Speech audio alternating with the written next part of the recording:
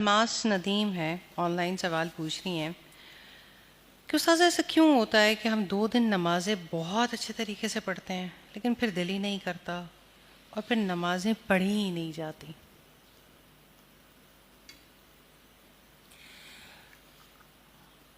اصل بات یہ ہے کہ نماز پڑھتے ہیں، نماز ادا نہیں کرتے۔ اللہ سبحانہ تعالیٰ تو کہتے ہیں اقیم الصلاۃ لذکری، نماز میری یاد کے لیے ادا کرو۔ تو جب ایک انسان نماز میں کچھ الفاظ بولتا ہے، کہہ دیتا ہے، کچھ ایکشنز پرفارم کر لیتا ہے، عادتاً تو وہ سب کچھ ہو جاتا ہے، لیکن چونکہ دل کنیکٹڈ نہیں تھا، یقین شامل نہیں تھا، اللہ سبحانہ تعالیٰ کو جیسے یاد کرنا تھا ویسے یاد نہیں کیا، تو وہ نماز جو ہے انسان کے لیے بوجھ بن جاتی ہے۔ اسے سمجھ نہیں آتی میں یہ ہر تھوڑی دیر کے بعد کیوں نماز ادا کروں، کیوں نماز پڑھوں، کچھ بولنے کا اسے رزلٹ سمجھ نہیں آتا۔ تو جب کنفیوژن ہوتی ہے نا، اسٹیٹ آف کنفیوژن میں کوئی چیز میں مس ہو سکتی ہے۔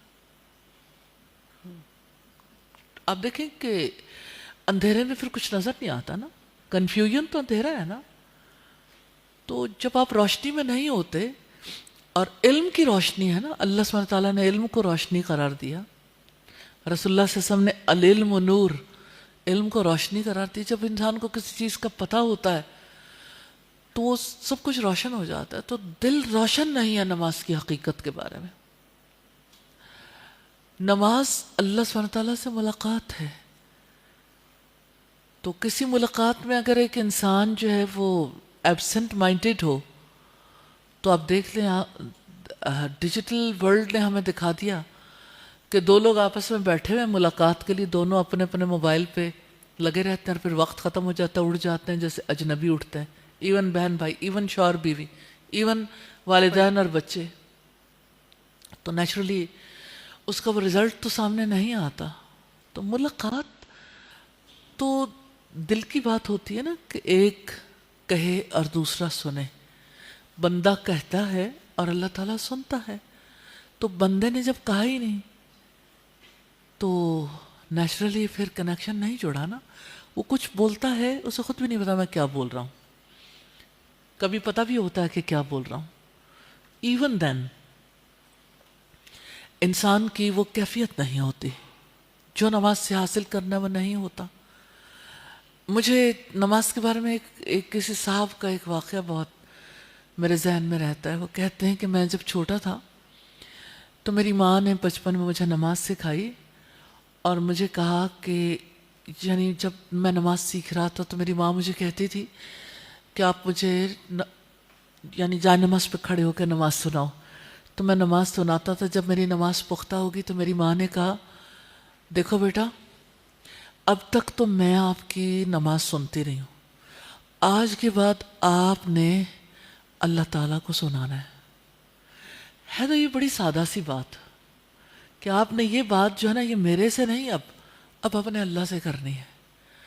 کہتے وہ دن ہے اور آج کا دن ہے، میں جب نماز پڑھتا ہوں تو مجھے ماں کی بات یاد رہتی ہے کہ تم نے اللہ سے باتیں کرنی ہیں، اب اپنے اللہ سے کہنا ہے۔ تو میں جب اللہ سے کہتا ہوں تو میری یعنی نماز میں کیفیت بدل جاتی ہے، اور اس کی وجہ سے مجھے نماز ادا کرنا بہت محبوب ہے، میرا نماز میں بہت دل لگتا ہے۔ اور اللہ کے رسول کہا کرتے تھے ارحنا یا بلال، کہ اے بلال ہماری آنکھوں کی ٹھنڈک کا انتظام کرو، ہمارے لیے راحت کا انتظام کرو۔ اور آپ فرماتے تھے کہ نماز کو میری آنکھوں کی ٹھنڈک بنا دیا گیا۔ تو ٹھنڈک تو تبھی بنتی ہے جب ایک انسان کے شعور میں اس کو سمجھ آتی ہے میں کیا کہہ رہا ہوں اور کس سے کہہ رہا ہوں۔ تو آپ سوچیں انسان کے اندر کتنا پوٹینشیل رکھا ہے اللہ سبحانہ تعالیٰ نے۔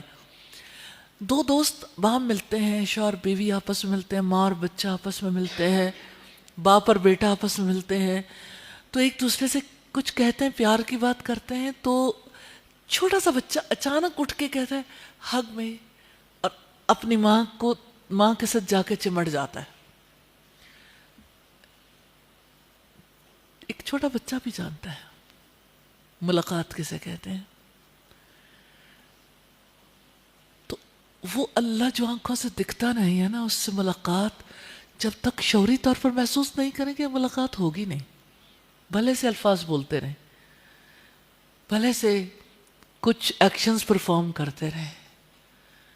تو یہی وجہ ہے کہ نمازیں پھر مس ہو جاتی ہیں، کیونکہ نمازوں میں کنفیوژن، پتہ نہیں ہے کس مقصد کے لیے پڑھنی، وہ کیفیت بھی نہیں حاصل ہوتی. استاذ سم ٹائم آپ یہاں بیٹھتے ہیں اور سیکھتے ہیں ایک، لیکن آپ جب گھر میں جاتے ہیں تو آپ کے نہ دوست ایسے ہیں، نہ گھر والے ایسے ہیں، اور نہ وہ باقاعدہ دین کی تعلیم کے لیے نکلنے دیتے ہیں. ہاں کسی ایک آدھے سیشن میں آپ چلے جائیں تو دیٹ از انف. اس حالت میں انسان کس طرح سے اپنے ایمان کی حفاظت کرے، کس طرح سے بچے؟ گروپ آپ ہمیشہ یہ فورس کہتی ہیں، سمجھاتی ہیں کہ اکیلا جو ہے وہ پھر بھیڑیے کے ہی حوالے ہو جاتا ہے، لیکن بہت سارے لوگوں کو یہ چیلنج آتا ہے کہ کچھ نیکی کی بات سنی ہے لیکن کوئی ایسا ماحول نہیں ہے، نہ ماحول بنانے دینے کی اجازت ہے، نہ ایسے دوست ہیں سراؤنڈنگز میں. وہ ایمان بار بار لٹ جاتا ہے، یا شاید اتنی اس ایمان کی میں اس تقویت حاصل نہیں ہوتی ہے. انسان کس طرح سے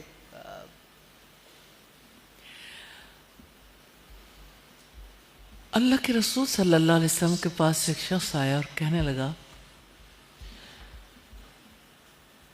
اللہ کے رسول، آپ کی محفل میں آتا ہوں تو چین پاتا ہوں، میں جب یہاں سے جاتا ہوں اپنے گھر بار میں، بیوی بچوں میں، اپنے کاروبار میں، مجھے کہیں چین نہیں آتا.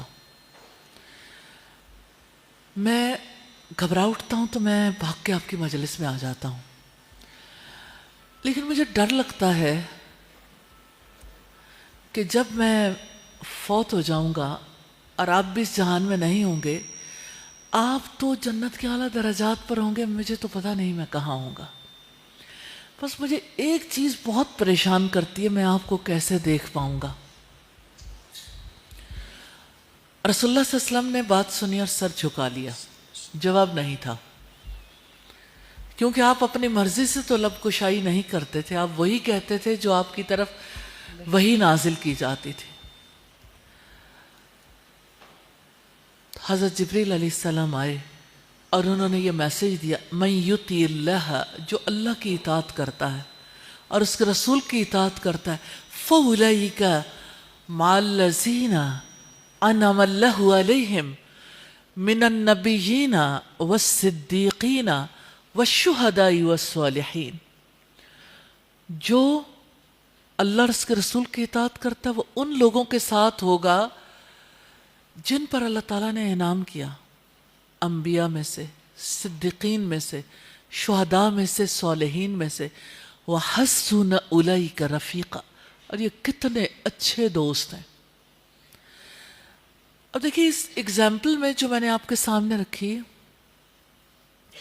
دنیا میں 16 مجالس ہیں، اور وہ بھی اللہ کے رسول کی مجلس، کہ اس مجلس سے میں نکلتا ہوں علم کی مجلس ہے، اور جب میں جاتا ہوں گھر بار میں دل نہیں لگتا، کیونکہ وہاں دل لگتا ہے، وہاں اللہ کی باتیں ہوتی ہیں، وہاں اللہ سبحانہ تعالیٰ سے ایک کنیکشن جڑتا ہے. تو میں پھر جب مجھے نہیں چین ملتا میں بھاگ کے آپ کے پاس چلا آتا ہوں. اور اللہ سبحانہ تعالیٰ نے جواب کیا دلوایا کہ یہ دوستیاں صرف دنیا کی نہیں ہیں، آخرت میں بھی یہی دوست ہوں گے جو دنیا میں دوست ہوں گے. اور 4 طرح کے لوگوں کے بارے میں بتایا، انبیاء، صدیقین، شہداء اور صالحین. اور آخری بات بڑی امپورٹنٹ ہے، وَحَسُنَ أُولَئِکَ رَفِیقًا، اور کتنے اچھے دوست. دوستیاں بدلنے ہیں، دوست بدلنے ضروری ہیں، صحبت بدلنی ضروری ہے. صالح صحبت کے اثرات ہوتے ہیں، اور برے دوست انسان کو برائی کی طرف لے جاتے ہیں. رسول اللہ نے اچھی اور بری دوستی کی مثال دی ہے. اچھی دوستی کی مثال عطر فروش کی طرح ہے کہ جس سے آپ عطر خریدتے نہیں ہیں، خوشبو لیتے نہیں، وہ تحفہ بھی نہیں دیتا، لیکن اس ماحول میں رہنے کی وجہ سے آپ کے لباس اور آپ سے خوشبو اٹھے گی، ماحول کے اثرات ہے نا. اور بری دوستی کی مثال بھٹی جھونکنے والے کی طرح ہے کہ آپ اس سے یعنی کوئی کون ہے جو یعنی کوئلوں کا آگ کا دھواں حاصل کرنا چاہتا ہے, لیکن ظاہر ہے کہ لکڑیوں کی آگ جلتی تھی, مثال بھی اسی طرح سے ہے کہ اس آگ کی چنگاریاں کپڑے جلائیں گی, دھواں کپڑوں کو سیاہ کر دے گا. بری دوستی کی مثال دی. اور آپ نے فرمایا المرء علی دین خلیلہ, آدمی اپنے دوست کے دین پر ہوتا ہے. تو جب آپ نے اپنے لیے ایک وہ ماحول بنا رکھا ہے جس ماحول نے آپ کو اللہ سے جڑنے نہیں دینا, تو اس ماحول سے نکلیں. وہ چاہے گھر والے ہوں, چاہے وہ فرینڈز ہوں, چاہے وہ ورک پلیس کے لوگ ہوں, تو ٹھیک ہے آپ کو رہنا تو ہے, لیکن اتنا جتنا ضروری ہے.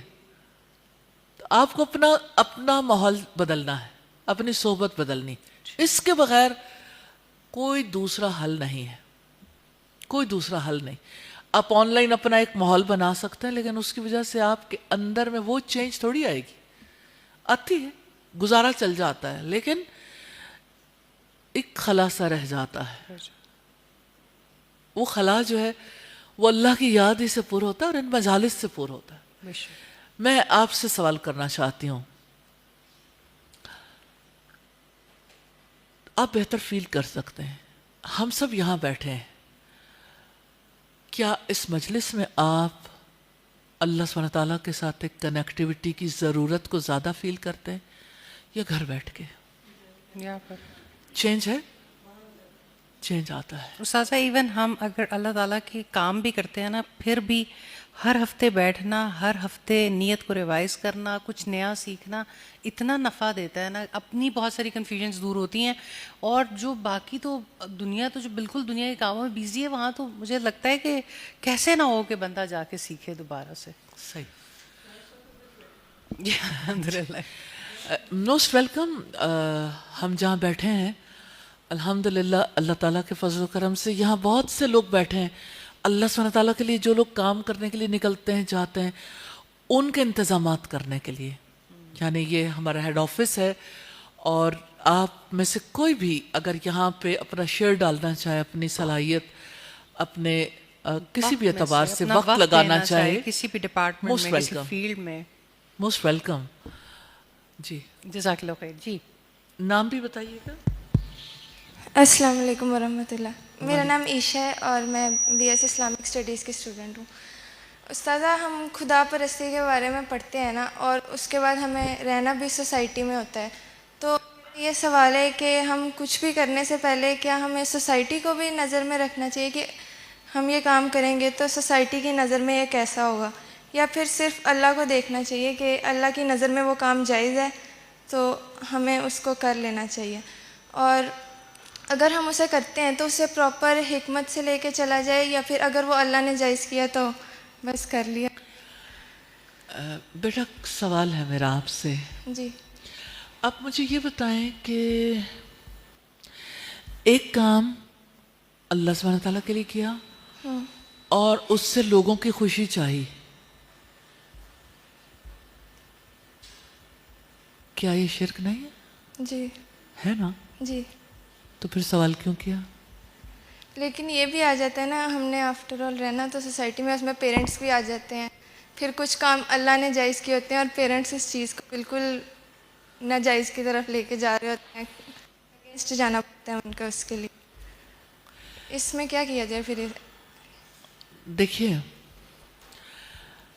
ایسا ہوتا ہے, کل بھی ہوا تھا, جب یعنی ضروری نہیں کہ پیرنٹس ہمیشہ رائٹ پر ہوں, اور یہ بھی ضروری نہیں کہ اولاد ہمیشہ رائٹ پر ہو. جی. حق تو اللہ کی ذات ہے. اللہ کے رسول صلی اللہ علیہ وسلم کی بات کو دیکھیے, آپ ہر رات میں اٹھ کے کہتے تھے اللہم انت الحق, یا اللہ تیری ذات حق ہے. اللہ کی ذات حق, اس کی بات حق. ہم میں سے کوئی رائٹ پر کب ہوتا ہے؟ جب اللہ سبحانہ تعالیٰ کی بات, اس کے رسول کی بات کے ساتھ ہماری بات میچ کرتی ہے, چاہے ہم پیرنٹس ہوں یا ہم اولاد ہوں. نبی صلی اللہ علیہ وسلم نے فرمایا ترکت فیکم امرین، میں تم میں 2 چیزیں چھوڑے جا رہا ہوں، اگر ان کو مضبوطی سے تھامو کہ کبھی گمراہ نہیں ہوگے، کتاب اللہ و سنتی، اللہ کی کتاب اور میری سنت۔ تو اس میں پیرنٹس ہوں یا اولاد، دیکھنا یہی ہے کہ اللہ سبحانہ تعالیٰ نے جو ہمیں گائیڈ لائن دی ہے ہم اس کے مطابق چل رہے ہیں یا اس کے مخالف۔ اصول اس کا یہ ہے لا طاعۃ لمخلوق فی معصیت الخالق، خالق کی نافرمانی میں مخلوق کی کوئی اطاعت نہیں ہے۔ تو اگر والدین حق پر ہیں تو نیچرلی والدین کا حق بھی زیادہ ہے کہ اولاد ان کی بات مانے، اور یہ ہے کہ یعنی اللہ سبحانہ تعالیٰ کا بھی وہی حکم ہے اور والدین کا، دونوں چیزیں میچ کرتی ہیں، تو اولاد کے لیے لازم ہے کہ وہ اپنے والدین کی بھی اطاعت کرے اور اللہ سبحانہ تعالیٰ کی اطاعت کے تحت رہے۔ اور اگر اللہ سبحانہ تعالیٰ نے سورہ لقمان میں ہمیں یہ بتایا کہ اگر وہ دونوں یا ان میں سے کوئی ایک آپ کو اس کے لیے مجبور کرے کہ آپ شرک کرو تو آپ ان کی اطاعت نہ کرو، لیکن وَصَاحِبْهُمَا فِي الدُّنْيَا مَعْرُوفًا، لیکن بات یہ ہے کہ ان کے ساتھ دنیا میں اچھے طریقے سے رہو، آپ ان کی انسلٹ نہیں کر سکتے، آپ ان کی خدمت کریں، ان کی بات یعنی ان کے ساتھ ہر طریقے سے بھلائی کریں، لیکن اگر وہ آپ کو اللہ کے راستے سے ہٹانا چاہتے ہیں تو پھر ان کی بات نہیں مانیں۔ وَاتَّبِعْ سَبِيلَ مَنْ أَنَابَ إِلَيْهِ، پیروی اس شخص کے راستے کی کرو جو اللہ سبحانہ تعالیٰ کے راستے کی پیروی کرتا ہے۔ تو یہ آپ نے دیکھنا ہے کہ رائٹ بات کیا ہے، تو جو چیز حق ہے بغیر تعصب کے اس کو اختیار کرنا چاہیے۔ اور فیملی لائف میں بہت دفعہ ایسا ہو جاتا ہے کہ پیرنٹس اور بچوں کے درمیان، خاص طور پر آپ کی عمر میں جب لوگ پہنچتے ہیں تو بہت سارے معاملات میں یعنی صورتحال ایسی پیدا ہو جاتی سم ٹائمز، جیسے رشتوں کے معاملات ہوتے ہیں تو پیرنٹس کو ایک چیز اچھی نہیں فیل ہوتی، کبھی ایسا ہوتا ہے کہ بچے اپنی یعنی کسی جگہ پر اپنے اندیے کا اظہار کر دیتے ہیں، تو اگر کسی میں کوئی دینی یا اخلاقی نقص نہیں پایا جاتا، کوئی دیندار ہے، تو پیرنٹس گناہگار ہوتے ہیں اگر ان کے لیے وہ رائٹ ڈیسیژن نہیں کرتے۔ اگر اولاد رائٹ وے میں اسے لے کے چلنا چاہتی ہے تو پیرنٹس کو چاہیے کہ وہ اس معاملے میں اپنی انا کو آڑے نہ آنے دیں۔ تو اللہ سبحانہ تعالیٰ توفیق دے کہ ہم اپنے والدین کی بھی کسی طرح سے بھی حق تلفی نہ کریں، لیکن دوسری طرف اللہ کے حکم عدولی بھی نہ کریں۔ بیلنس سکھاتا نا اسلام، تو بیلنسڈ وے اختیار کرنا چاہیے۔ دین کے معاملے میں تو آپ والدین اگر آپ کو اس راستے سے روکتے ہیں تو سمجھ آتی ہے، لیکن سم ٹائم دنیاوی معاملے میں وہ چاہتے ہیں کہ آپ یہ کنٹمپریری ایجوکیشن حاصل نہ کریں، آپ دینی تعلیم حاصل کریں، دین کو سرو کریں۔ ہاں، دنیا کی تعلیم پہ کوئی پابندی نہیں ہے، لیکن سم ٹائم ان کا کہنے کا طریقہ اگر غلط ہو سکتا ہے، اس صورت میں کیا کرنا چاہیے؟ بچوں کو مان لینی چاہیے یا بچوں کو اس وقت سٹینڈ لینا چاہیے؟ دیکھیں، اس کے لیے سم ٹائمز ایسا ہوتا ہے کہ کبھی آپ کے پیرنٹس جو ہیں وہ متفق ہوتے ہیں، کبھی پیرنٹس متفق نہیں ہوتے۔ اگر تو متفق ہیں کہ بچے کو ایجوکیشن نہیں دلانی، پھر بھی اسے حکمت کے ساتھ ہی ڈیل کرنا چاہیے، فیملی ممبرس کو ساتھ انوالو کر لینا چاہیے، لاجیکلی ڈسکس کر لینا چاہیے، اور راستہ نکل آتا ہے۔ اللہ سبحانہ تعالیٰ سے دعا کریں تو راستہ نکلتا ہے۔ لیکن سم ٹائمز ایسا ہوتا ہے کہ والد اور والدہ ایک پیج پر نہیں ہوتے، تو اگر والد اور والدہ ایک پیج پر نہیں ہیں اور والد جو ہے وہ یہ چاہتے ہیں کہ یعنی بیٹی ایجوکیشن حاصل کرے اور والدہ چاہتی نہیں حاصل کرے، تو ولی کی بات تو اوپر ہے، مطلب اس کا اپر ہینڈ ہے نا، اس میں ان چیزوں کو ضرور دیکھنا چاہیے۔ ٹھیک ہو گیا، جزاک اللہ خیر. جی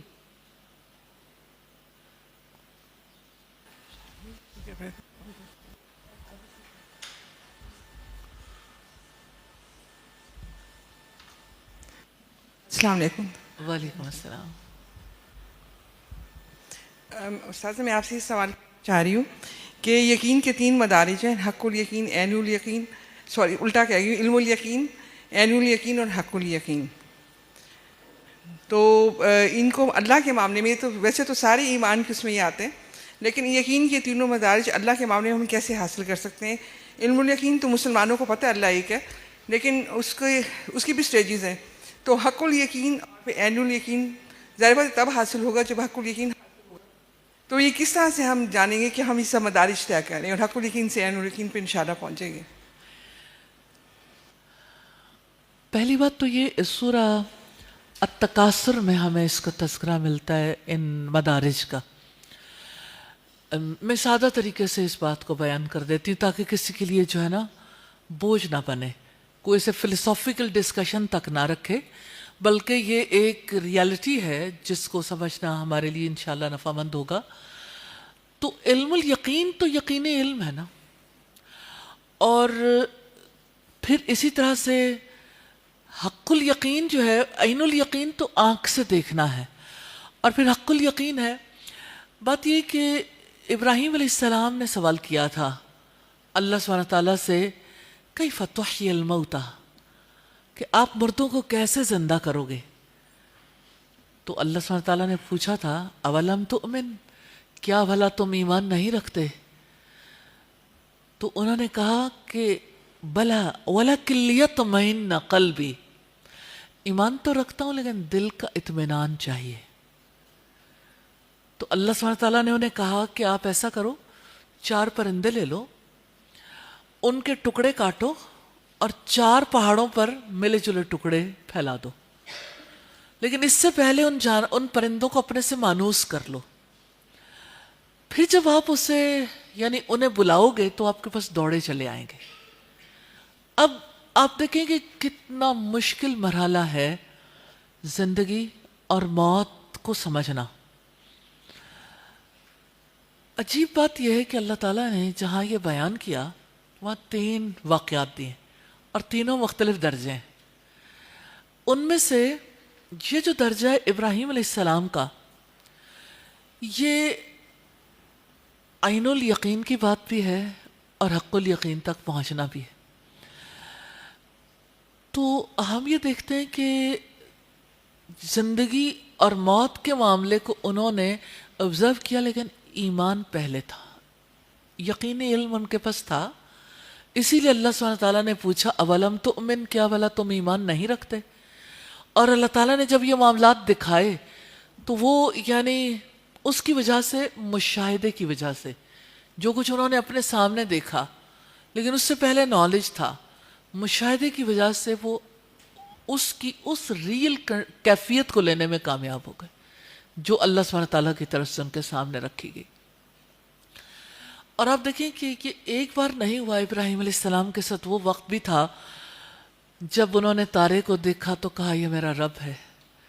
پھر جب چاند نکلا کہنے لگے یہ زیادہ چمکتا ہے، یہ میرا رب ہے. چاند ڈوبا تو کہنے لگے کہ ڈوبنے والوں سے تو میں محبت نہیں کرتا. سورج نکلا کہنے لگے یہ بڑا ہے، یہ میرا رب ہے. پھر جب سورج بھی ڈوب گیا تو کہنے لگے کہ میں شرک اور شرکاء سے بیزار ہوں. تو اب دیکھیں کہ وہ ایک یعنی آسمان پر یا اللہ سبحانہ تعالیٰ کے افق کی جو نشانیاں ہیں اس کے توسط سے ابراہیم علیہ السلام کیسے یعنی وہ یقینی علم تھا لیکن عین الیقین سے حق الیقین تک پہنچ گئے، حالانکہ انہیں کوئی علم دینے والا نہیں تھا اس کا، لیکن اللہ سبحانہ تعالیٰ نے یہ خصوصی طور پر نشانیاں انہیں دکھائیں. لیکن میں اس کے ساتھ ساتھ یہ بتانا چاہتی ہوں، دیکھیے زندگی اور موت کا کویسچن ابراہیم علیہ السلام سے اس نے بھی کیا تھا، نمرود نے، کہ تیرا رب کون ہے. نمرود کے دربار میں ڈسکشن تھی کہ یہ ابراہیم ہے جس نے ہمارے بتوں کو توڑ ڈالا. تو ابراہیم علیہ السلام نے کہا میرا رب وہ ہے جو زندگی بھی دیتا ہے اور موت بھی دیتا ہے. زندگی اور موت کا کویسچن وہاں بھی آیا تھا. تو اس نے کہا زندگی اور موت کے علم کے بارے میں، علم انسان کو کہاں تک رکھتا ہے. تو اس نے کہا کہ یہ کام تو میں بھی کر سکتا ہوں. 2 قیدی بلائے, ایک کو آزاد کر دیا, ایک کا سر قلم کر دیا. کہنے لگا دیکھو میں زندگی اور موت کا مالک. کنفیوزڈ کیا نا علم کے تھرو. اس موقع پر ابراہیم علیہ السلام نے دلیل دی تھی کہ میرا رب تو سورج کو مشرق سے نکالتا, پھر تم مغرب سے نکال کر دکھا دو. فَبُهِتَ الَّذِي کفر, تو حیران رہ گیا وہ جس نے کفر کیا تھا, کیونکہ ایک لمحے کے لیے کوندہ اس کے دل میں لپکا تھا, روشنی آئی تھی لیکن نکل گئی. حالانکہ اس نے یعنی دلائل دیے تھے, لیکن وہ چونکہ ایمان نہیں رکھتا تھا, تو ایمان کے بغیر وہ نالج پھر فائدہ نہیں دیتا. اور اسی طرح سے ایک بستی جو بے آباد تھی, اجڑی ہوئی بستی بیت المقدس برباد ہوا. ایک دور تھا جب کہا یہ جاتا ہے کہ عزیر علیہ السلام وہاں سے گزرے, واللہ عالم, کیونکہ قرآن مجید میں نام نہیں آیا. تو وہ جب اپنی سواری پر سے گزرے اس بستی کو دیکھا تو کہنے لگے اللہ اس کو کیسے زندہ کرے گا. اب انہی چیزوں کے بارے میں انسان جو ہے مختلف مدارس سے گزرتا ہے. تو اللہ سبحانہ تعالیٰ نے انہیں سلا دیا. ان کے پاس انگور تھے, ان کے پاس کچھ اور کھانا تھا, اور گدھے پہ وہ سوار تھے. اب یہ والی بات سمجھنے والی ہے. اب جس وقت اللہ سبحانہ تعالیٰ نے انہیں سلایا 100 برس کے بعد جب اٹھے تو ان کا کھانا پینا, انگور سوچیں 1 سال کیا 1 مہینہ کیا, کتنی دیر تک زندہ رہ سکتا ہے. انگور کو تو مجھے لگتا ہے ذرا زیادہ زور سے دیکھ بھی لو تو اس کے آنسو نکل آتے ہیں, اتنی جلدی انگور خراب ہوتا ہے. تو کھانا خراب نہیں ہوا لیکن گدھا گل سڑ گیا, اس کی ہڈیاں پڑی تھیں. تو اللہ سبحانہ تعالیٰ نے کہا دیکھو اب دیکھو کہ ہم کیسے مردے کو زندہ کرتے ہیں. پھر اس کے گدھے کی ہڈیاں جو جوڑی گئیں, پھر گوشت چڑھایا گیا, پھر اس پر سکن چڑھائی گئی, پھر گدھا بول پڑا, آنکھوں سے دکھا دیا کہ ہم مردوں کو کیسے زندہ کرتے, اور وہ یقینی حق تک پہنچ گئے. تو یہ سٹیجز ہیں. اور ہم دیکھتے ہیں کہ جو عزیر علیہ السلام تھے یا جو بھی وہ تھے جن کو اللہ سبحانہ تعالیٰ نے یہ یعنی اس کیفیت سے گزارا, تو وہ پریکٹیکلی گزرے تھے. ابراہیم علیہ السلام نے مشاہدہ کیا تھا, وہ مشاہدے کے ذریعے سے یہ خود گزر کے پھر اس حق تک پہنچ گئے. الحمدللہ. جی جزاک اللہ خیر. جی نیکسٹ کوشچن پلیز.